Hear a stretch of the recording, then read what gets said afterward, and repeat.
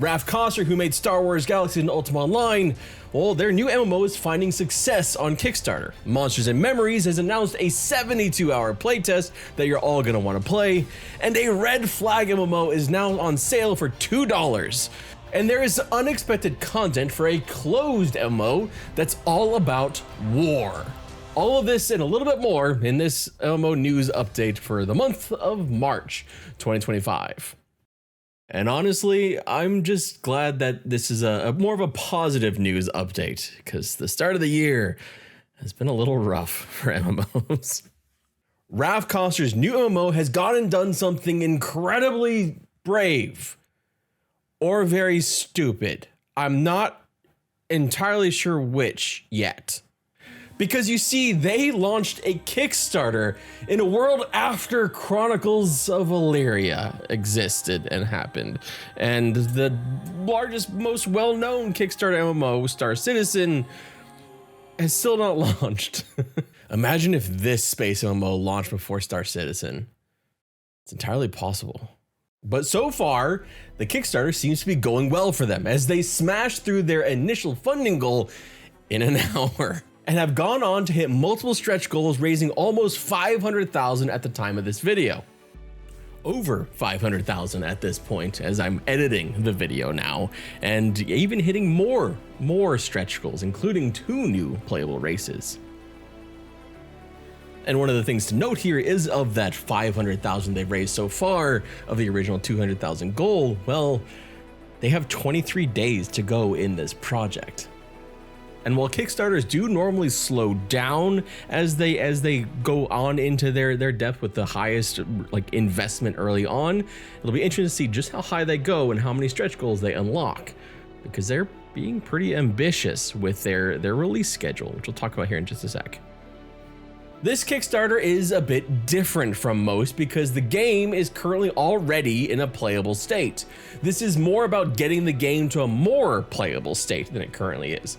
When I played the game, I saw the bones of something truly fun, but it wasn't without issues. Combat was largely ruined for me by lag, and while the terraforming was fun, you could also see where it was still currently limited in its alpha state, with the size of things being a little bit too big, so it kind of looked like things were happening in low frame rate, basically. But at the same time, accidentally setting things on fire, or freezing lakes with ice, or making those lakes turn into steam with fire was a fun and really interesting thing to consider doing, not like in a survival game, but in an MMO.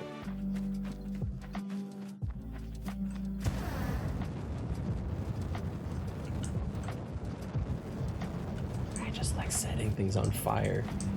I should never be given the ability to set things on fire.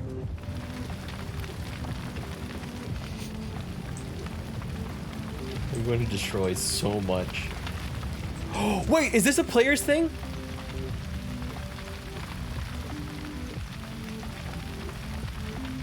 Did a player plant these? Oh no, this looks like something someone actually did. Oh no.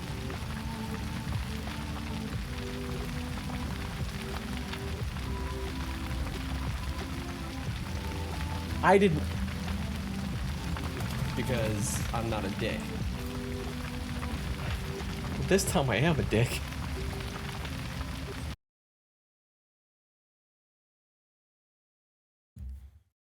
It was an accident. It was. Anyone who tells you otherwise is lying. The MMO has been in development since 2019, and in the Kickstarter they show early access this year in 2025 with an estimated launch of the first half of 2026.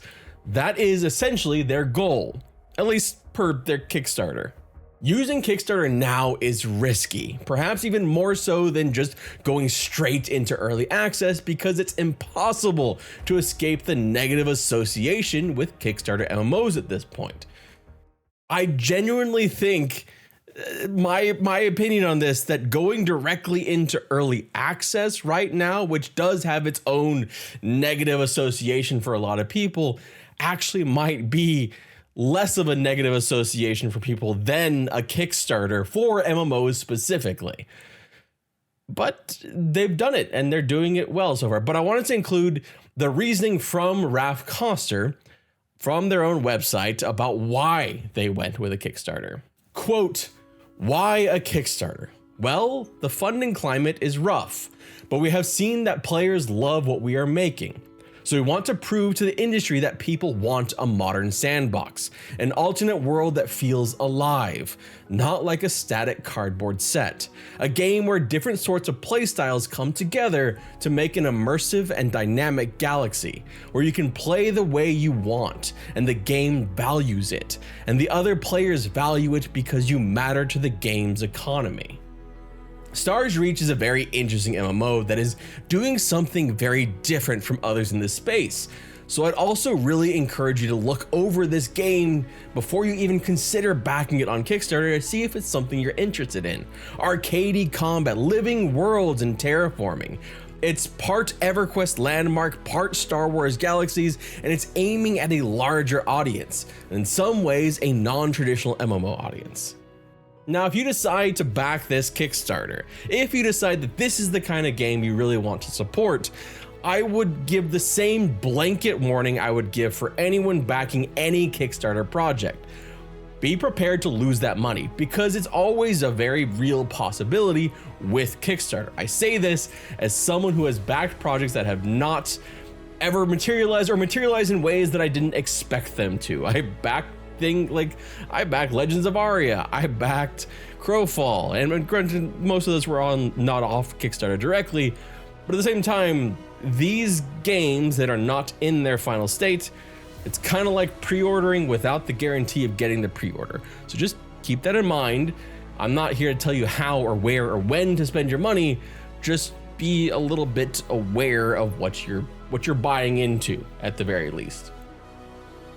I am a bit more confident in this one, I will say that much, just because this almost feels a little bit more like showing monetary proof to other investors that people are interested in the game they're making, and less like we're trying to make this MMO off of this money.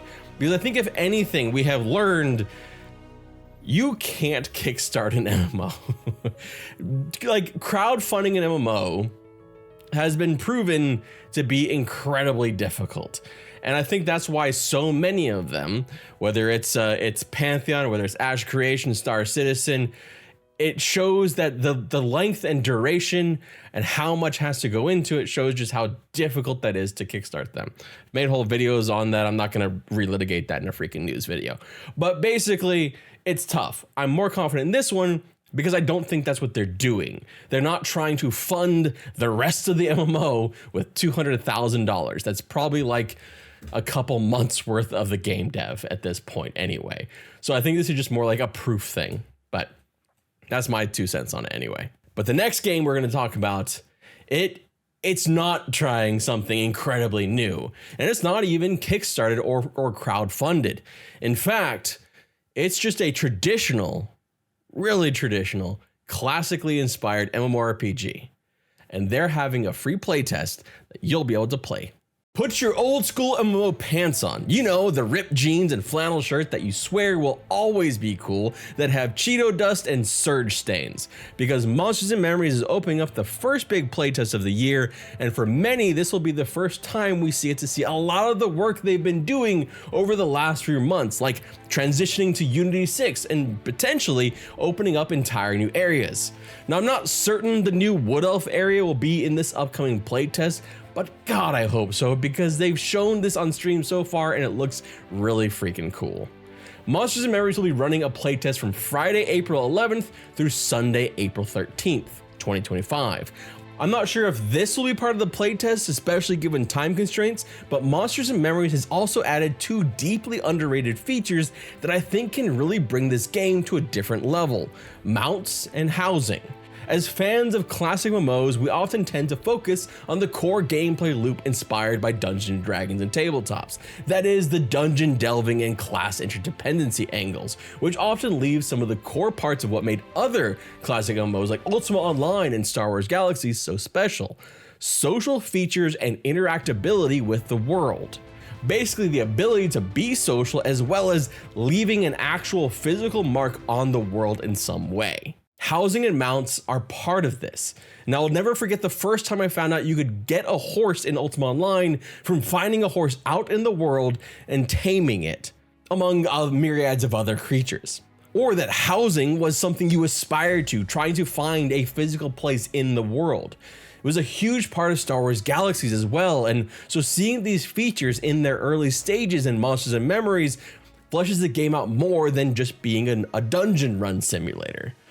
Don't get me wrong, I love a dungeon run simulator. I love an NPC killing simulator, but stuff like this, it harkens back to some of my favorite memories from when I was growing up playing MMOs. Some of those non-linear ways that I played MMOs when I was growing up, in that kind of golden era of MMOs when people were trying different things with their games to see what would work. When you had Star Wars Galaxies, Ultima Online, that kind of thing. Their 46th update is linked down below in the description, and it includes tons of awesome art for the mounts, armored mounts, trents, leaf cloaks, and even some exciting animation gifts. If you're interested in the classically inspired MMO, definitely check it out. As a reminder, Monsters and Memories is aiming at early access launch in 2026, so this test will be a major milestone toward that. The early access, when they do launch, will not have a box price. As far as we know, it'll have a $15 a month subscription when the early access launches. So this is your time to get into Monsters and Memories and try the game out for free and help them test the game and make sure things are working. They also will potentially be running stress tests leading up to this longer test in April. So if you want to just go help them slam the servers and make sure that they can handle all the players that want to play, now's going to be the time to do that. But speaking of upcoming MMOs, how about one that takes place on a desert? Or at least a desert planet. Dune Awakening got a release date and a player creator. Dune Awakening, the upcoming MMO from Funcom, has an official release date of May 20th, 2025, and they released right now, that you can go play right now, a playable benchmark and a character creator. I covered this in more detail in its own standalone video, which I'll link in the description if you want more info, but this would mark the second MMO release of the year, as Blade & Soul Neo, the free-to-play remaster of the original Blade & Soul from NCSoft, released on February 25th. Out of those two games, I admittedly am much more excited about Dune Awakening. I'm a little hesitant about whether it's going to have large enough persistent servers to feel like an MMO, or if it's going to be too much leaning into the survival elements. But then I'm still excited to see exactly what this game coming from Funcom is, and hopefully make sure that they don't mess it up with monetization. Isn't that the worry with every MMO? So one game that I guess you're not worried about monetization. Well, we got to talk about an old one, a closed one, Warhammer. Warhammer Online was one of my favorite short-lived MMOs. It was a game that had so much potential, and I thought its collapse under both the weight of expectation, rush deadlines, and poor execution of later content left what could have been an excellent, darker, and more grim version of World of Warcraft from the very IP that inspired World of Warcraft as one of the saddest MMO stories of the last 2 decades. Its revival as a private server, much like the Star Wars Galaxies private servers post-closure, stands out as one of the bright spots in that story, and the recent updates we got from the Return of Reckoning private server is honestly not what I expected, because it's all about PvE content.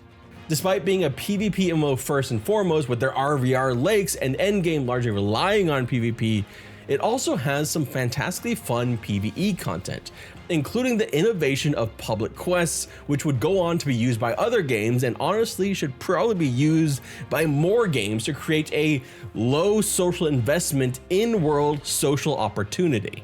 Return of Reckoning released a 2025 PvE and Dungeons roadmap, which recapped all of their reworks and balancing in 2024, as well as their brand new custom dungeon, complete with voice acting, scripting, and more in Dragonback Pass. Throughout 2025, Return of Reckoning will be working on bringing back more dungeons, but also working on a new T3 dungeon, and they'll have more news on that in the later half of the year. Alongside this, they're reworking T3 PvE quests and rewards, as well as adding live events with one coming soon. The Wild Hunt in March, and in April, Eastern Wyverns. PvE will never be the biggest draw for Warhammer Online, and it will never compare to current games in that area. The baseline of it was just really too unfinished, but seeing them put work into PvE for the game made me want to cover it. Return of Reckoning is free and it improves on a ton of the issues of the original Warhammer Online faced, but for this PvP first game, I'll leave you with this quote regarding their PvE additions. Quote, "It may seem strange to focus on improving PvE in a game so known for its large-scale realm versus realm battles. But our small PvE team is working hard to keep improving and building new things for all players. Better PvE means more players, and more players means a healthier game for all, no matter your playstyle." That sounds pretty damn good to me and pretty sound logic. Also, we're gonna close with some smaller news because there's a game There's a game that's massively discounted. And when I say massively discounted, I mean Black Desert Online putting their game for $1 on Steam to trigger the automatic sale push that you get if you happen to have the game on your wish list. So it encourages you to buy it. That kind of discount. And it's for a game that went into early access less than a month ago. The Quinfall is $2 right now. So yeah, that's a thing if you want to try it.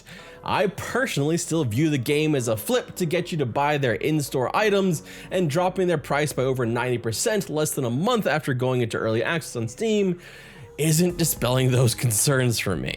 But at least some people seem to like it, so I thought I'd go ahead and tell you about it. However, I honestly feel like every time I mention the Quinfall, I want the TikTok guy with the big red flag to come out and just start waving it around, because there are so many red flags with this game, and just, you know what? I covered this game in detail after playing it and reviewing it.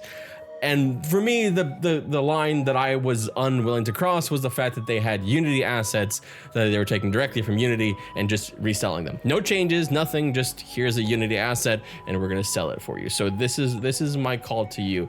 If you go try this game because it's on massive sale, because it's gonna be tempting, because it's a new MMO, right? Please guard your wallet. Be cautious and careful. Understand that they I don't think have anti-cheat enabled yet. They're working on it, I guess. Just be cautious. This is more of a, I'm realizing now this is more of me just saying be cautious about this sale than saying go do the sale. So be cautious about the sale. You know, I want to end on a positive note though. This is a positive video about news. So instead of saying go check out the video on Quinfall and what I thought about it, instead I'm gonna say go play Warhammer Return of Reckoning. And if you want to see an old ass video of mine that's crap, it's a terrible way to sell it. I actually covered the story of Warhammer Online and Return of Reckoning coming back from this whole, like, the graveyard of this MMO in this video right here. I personally love when these dead MMOs get a second chance, because people that love those games and were passionate about those games take it into their own hands and basically give those games more life. Because I'm very strong in the feeling that as long as there's players from an MMO, they shouldn't be closed. So go check that out. Thank you so much for watching, and I hope you have a wonderful rest of your day.